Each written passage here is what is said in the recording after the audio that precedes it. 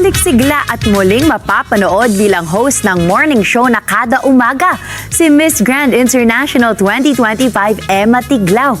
Habang tahimik namang ikinasal sina Ilocos Norte Vice Governor Matthew Marcos Manotoc at beauty queen na si Jamie Harrell sa Cebu. Narito ang aking report.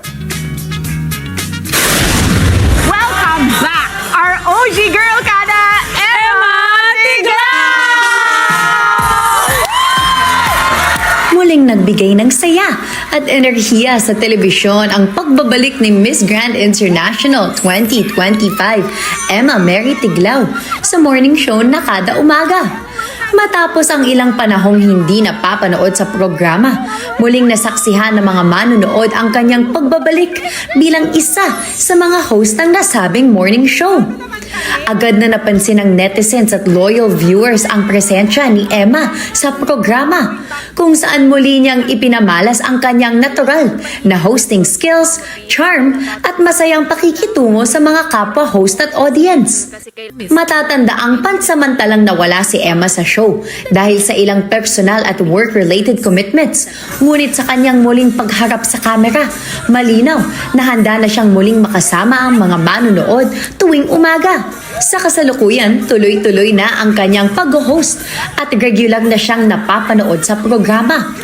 Bukod sa hosting, patuloy ring abala si Emma sa iba't ibang proyekto sa telebisyon at digital platforms, dahilan upang manatili siyang isa sa mga hinahangaang personalidad ng bagong henerasyon. Para sa kanyang fans, isang magandang balita ang kanyang pagbabalik. Patunay na mas magiging masigla at puno ng good vibes ang bawat umaga sa kada umaga kasama si Emma Tiglao.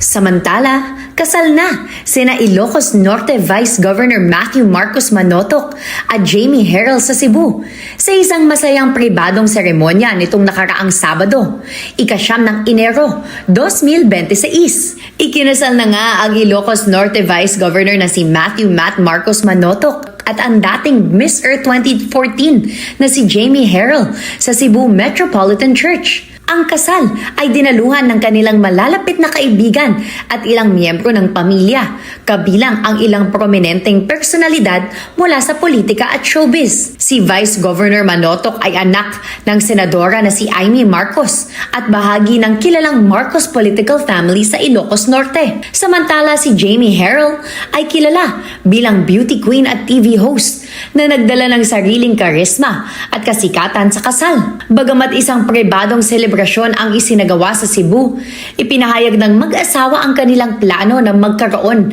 ng mas malaking pagtitipon sa Ilocos Norte sa hinaharap upang ipagdiwang ang kanilang bagong yugto sa buhay, kasama ang mas malaking bahagi ng pamilya at komunidad. Ang kasal nina Matt at Jamie ay tinaguri ang isa sa pinaka-pinag-uusapang social event sa simula ng taon. Pinagsasama ang politika, kultura at entertainment sa isang makabuluhang okasyon. Samantala, patuloy na mapapanood si Jamie bilang business news anchor sa programang Open for Business ng Net25.